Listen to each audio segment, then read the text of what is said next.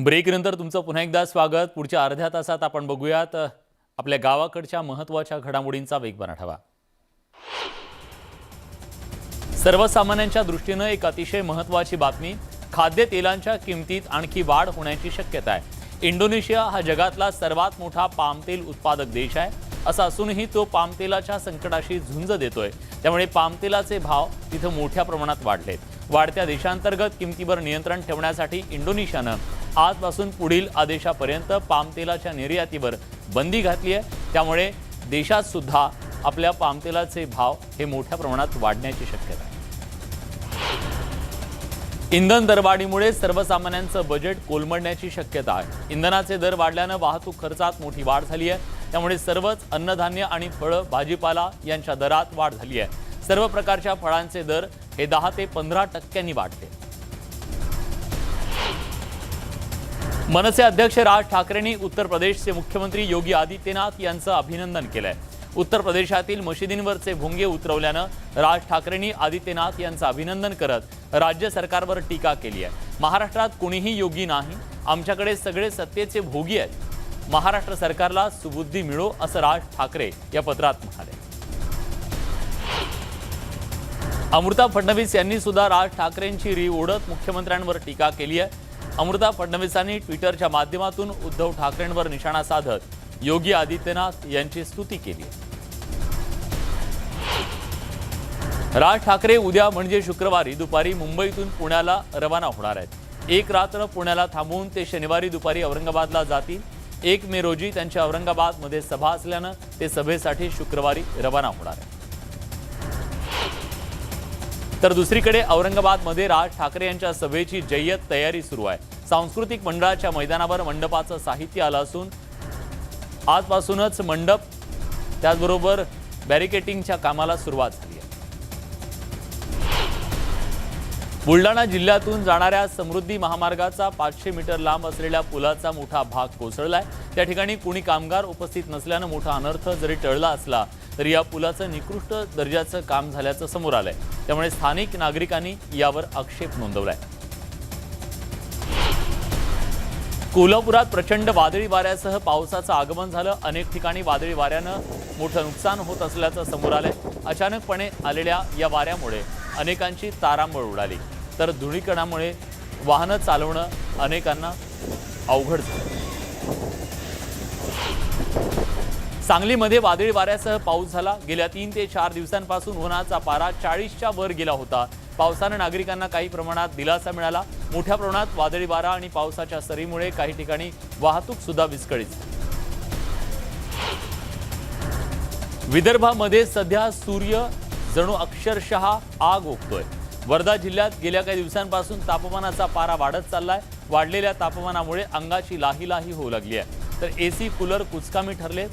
तापमानामुळे महामार्गावरच्या वाहतुकीवर मोठा परिणाम झालाय। महामार्ग सुनसान स्थितीत असून येत्या काही दिवसात तापमान आणखी वाढण्याची शक्यता आहे।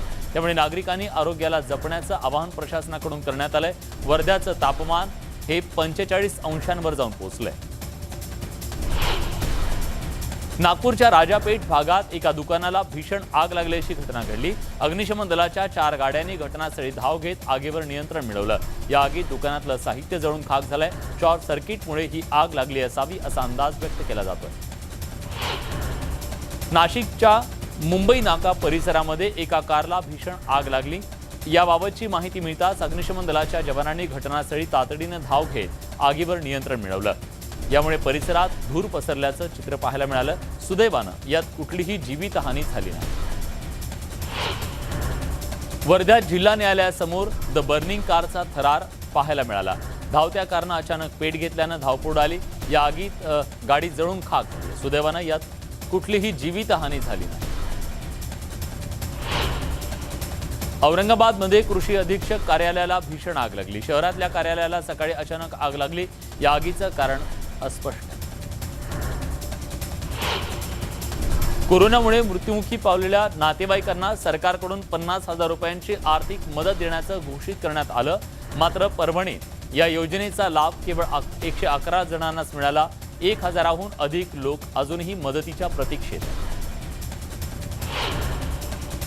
भुसावळ शहरामध्ये पाणी पुरवठ्याच्या वेळेत भारनियमन वाढल्यानं नागरिकांना पाण्याची समस्या निर्माण झाली आहे। पाणी पुरवठा आणि भारनियमन याचं योग्य ते वेळापत्रक ठरवून पाणी पुरवठा काळात भारनियमन थांबवावं अशी मागणी महावितरणकडे करण्यात आली आहे।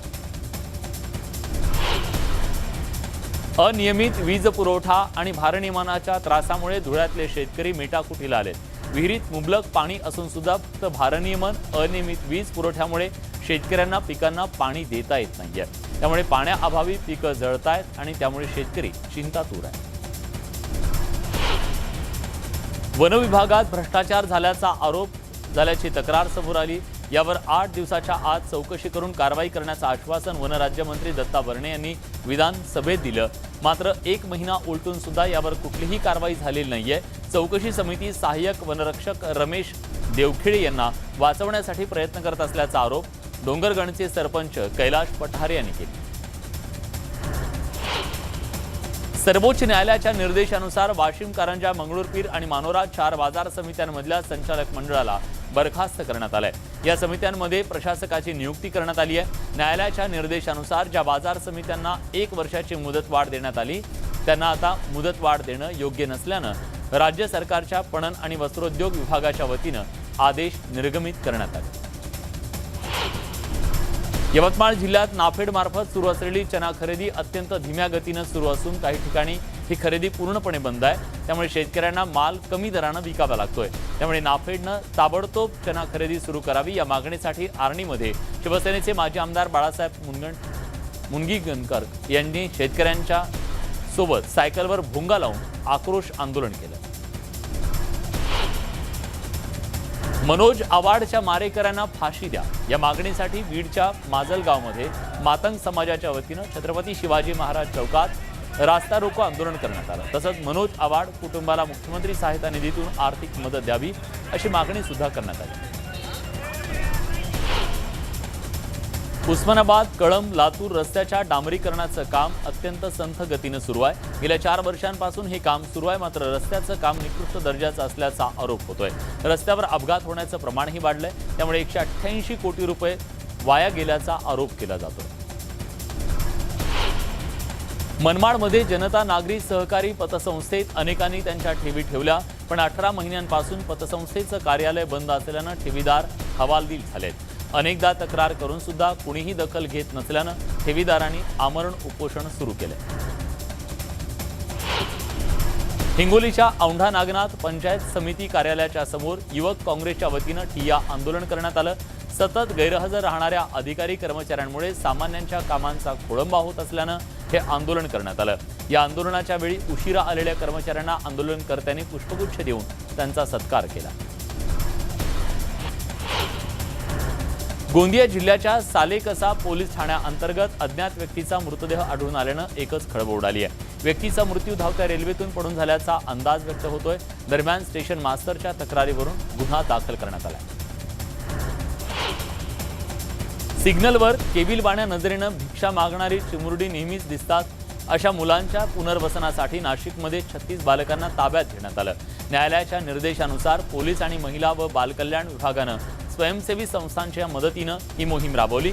ताब्यात घेतलेल्या बालकांची वैद्यकीय तपासणी करून बालविकास समितीसमोर हजर करून त्यांच्या पुनर्वसनाची जबाबदारी निश्चित करण्यात आली आहे। यवतमाळ शहराच्या मध्यवस्तीत असलेल्या पुष्पकुंज सोसायटी सुरू असलेल्या IPLच्या जुगार अड्ड्यावर धाड टाकून पोलिसांनी 3 आरोपींना बेड्या ठोकल्यात। राम शर्मा, पुष्पकुंज निलेश नाले, उमेश राणा असं अटकेत असलेल्या तिघांची नावं आहेत। गेल्या अनेक दिवसांपासून IPL सट्टा सुरू होता याबाबतची माहिती अवधूतवाडी पोलिसांना मिळाली। पोलिसांच्या पथकानं धाड टाकून तिघांना अटक केली।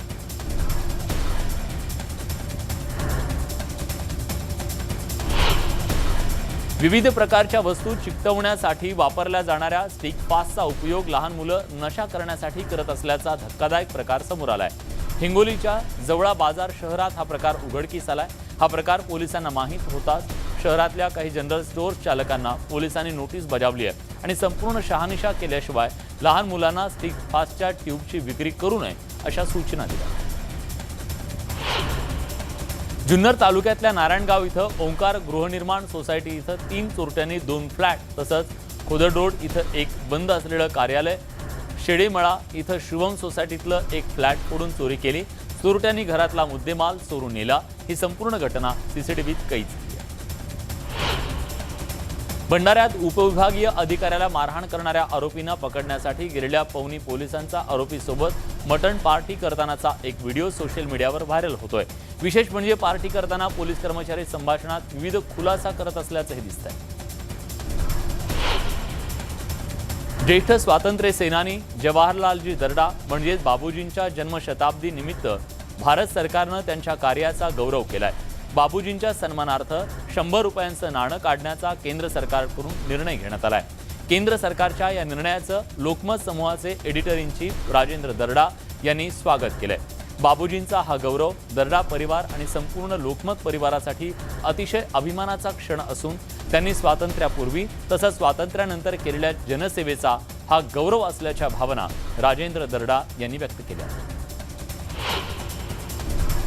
कोकणातील पहिला झिपलाईन प्रकल्प रत्नागिरीतल्या आरेवारी किनाऱ्यावर साकारण्यात येतोय। त्यामुळे निळाशार समुद्राच्या लाटांचं दृश्य 70 फूट उंचावरून पाहण्याचा आनंद पर्यटकांना घेण्यात येणार आहे। यात प्रकल्पासाठी रत्नदुर्ग माउंटेनिंगच्या सदस्यांनी सुद्धा पुढाकार घेतलाय। अहमदनगरच्या निघोजमध्ये कन्हैया केसरी कुस्ती स्पर्धेत महाराष्ट्र केसरी विजय चौधरींनी पंजाबच्या अजमेर सिंग या मल्लाला चितपट करत विजय मिळवलाय। यावेळी विजय चौधरींना कन्हैया केसरीचा बहुमान देत चांदीची गदा आणि 3 लाखांचं बक्षीस देण्यात आलं। कोरोनामुळे बंद झालेली कुस्ती स्पर्धा पुन्हा सुरू व्हाव्या यासाठी निघोजमधील तरुणांनी पुढाकार घेतला। रायगड जिल्ह्यातल्या कर्जतमधील एनडी स्टुडिओकडून आयोजित करण्यात आलेल्या महाउत्सवाला सुरुवात झाली आहे। यावेळी शोभायात्रा काढण्यात आली। यात महाराष्ट्राचं सांस्कृतिक कलेचं दर्शन घडवण्यात आलं। यासाठी राज्यातील अनेक जिल्ह्यातून कलाकारांनी सहभाग घेतला। महिलांनीही पारंपरिक वेशभूषेत यात्रेत सहभाग घेतला। पुणे जिल्ह्यातल्या नारायणगाव इथं मुक्ताबाई आणि काळोबा देवाच्या यात्रोत्सवाच्या निमित्तानं मंदिर परिसर आणि महामार्ग विद्युत रोषणाईनं उजळून निघाला। ही रोषणाई पाहण्यासाठी नागरिकांनी मोठी गर्दी केली। पुण्यात श्रीमंत बाजीराव पेशवे यांची 282वी पुण्यतिथी आज होती। त्यांच्या या पुण्यतिथी निमित्तानं ब्राह्मण महासंघाकडून शनिवार वाड्यात विविध कार्यक्रमांचं आयोजन केलं होतं। अक्कलकोटमध्ये स्वामी समर्थ महाराज यांच्या 144व्या पुण्यतिथी निमित्तानं स्वामी समर्थांच्या मठाला विविध फुलांनी सजवण्यात आलं। स्वामींच्या पुण्यतिथी महोत्सवानिमित्त विविध भागातून दिंड्या पालख्या अक्कलकोटमध्ये दाखल झाल्या। स्वामी समर्थांच्या जयघोषानं अक्कलकोट नगरी दुमदुमून गेली।